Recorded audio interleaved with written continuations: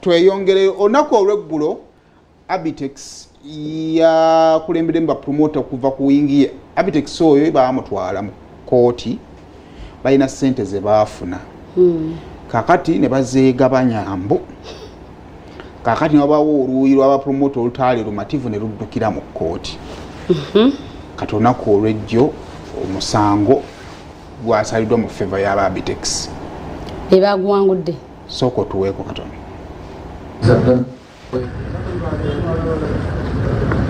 wetwogere babadde bakomplaininga ko Abitex okuba nti memba wa Cooperative Society neya Sinika West naye ebyo nga Registrar yatuuza dda meeting nga 25 ogwokusatu ne biggwa nti abo be bamemba abajjuvu mu sako era baddembe okugenda n'emirimu egyo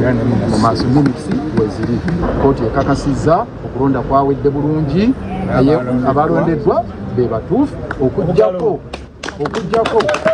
nga waliwo awabyebupya nga yeemulugunya ku kulonda okwabaddewo okwawedde naye kati tewali kuwaaba kwonna kuwakanya kulonda tewaliwo court order yonna ewakanya kulonda era okulonda kwawedde okuva olwaleero court order efulumye olwaleero betumaliriza mu kooti mukulu Paulo Katongolo ye ssente bajjudde ataliiko kubuusabuusibwa kyamaani Abitex memba n'abalala bonna bamemba ne bamemba be badde bawakanya 232 era olwaleero kitongozeddwa bamemba abajjuvu 232 olwaleero kooti ekakasizza saaka eriwo mu mateeka abakulembeze abalondeddwa nga 24 baliwo mu mateeka na buli kimu kyonna ekibadde kyogerwa kisaliddwawo mu mateeka. Ensonga endala abavubuka bano omuvubuka ono gwe bayita Tone Sempijja njagala mwogerako bannange bazadde be batuyambe abaana bwe mubazaala mubafunira ebyogere ebituufu. Tongole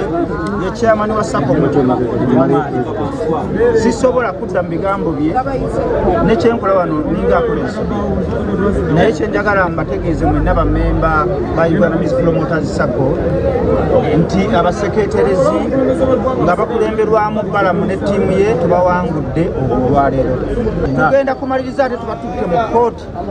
Tone Sempijja n'oyo mpola wasikira ebintu ebiri mu buwumbi byakulema okujamu wadde omugomusu toli polomotwagaza tutegekangako wadde gatutekaddemusigo nebyewasikira byakulema okukulaba. Ensonga ezo ezimu ze zaaviirako nza ne Davicom okusibwa nga ttiimu eno egugula ne Minisita Balamu so mugezaako mu kuwanyisiganya ebigambo awo